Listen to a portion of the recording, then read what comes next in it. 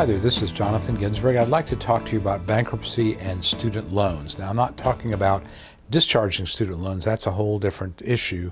Discharging student loans in bankruptcy is very, very difficult, and you have to really show some significant medical problems generally to be able to discharge student loans. But bankruptcy can be a useful tool when you have student loans that you need to pay, which is, again, most of the time. And I'm going to refer you to a very interesting blog post by my Bankruptcy Law Network colleague Andy Mayofsky, and Andy talks about in this post, and here's a link on the screen here, about how student loans can be used or can be dealt with in bankruptcy in a number of different creative ways. And a couple of things Andy talks about, and I think he's absolutely right, is first of all, if you can discharge your other debt, then you'll have more money available to pay student loans. So if you've got a huge student loan debt and maybe $50,000 or $60,000 in credit cards as well, and you can use bankruptcy to discharge your credit card debt, now you have more disposable money. You can make a better deal to get rid of the student loan debt.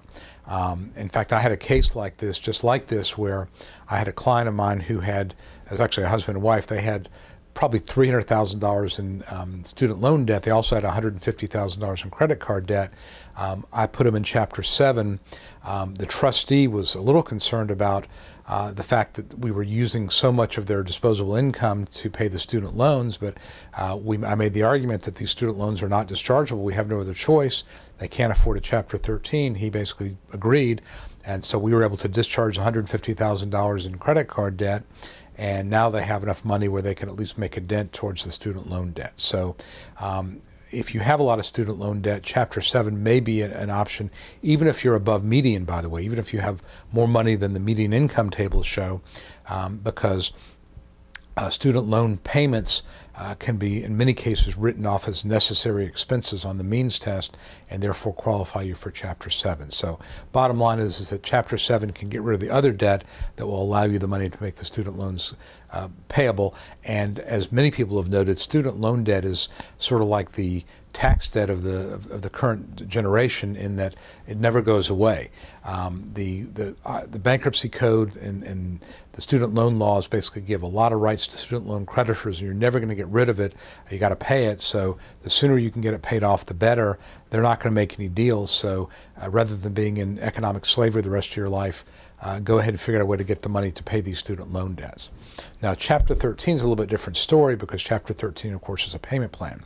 And you got a couple options here. One is, which I typically do, is I'll pay the student loan directly during the term of my Chapter 13, and then 5 years later, when the case is over, again, my client should have more disposable income. They can continue making payments on it and make it go away that way. Other people take a little different tact, and what they do is they will include the student loan debt in the Chapter 13, make ongoing payments of principal and interest during the course of the Chapter 13. Some may survive the bankruptcy, but regardless, they've made a nice dent on it.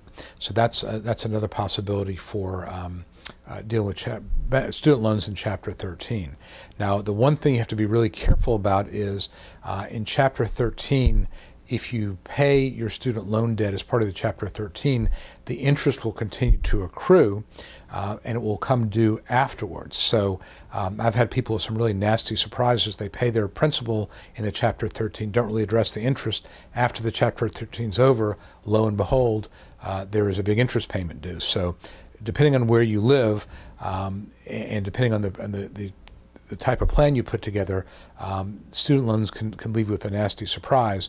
Again, I typically pay them directly in the Chapter 13, and then once the case is over, we continue making payments and try to get it paid down. But the big picture here is use the bankruptcy process to get rid of other debts, so that when your bankruptcy is over, you now have money to pay your student loan debt. So student loans aren't going away in bankruptcy. They're going to be around forever.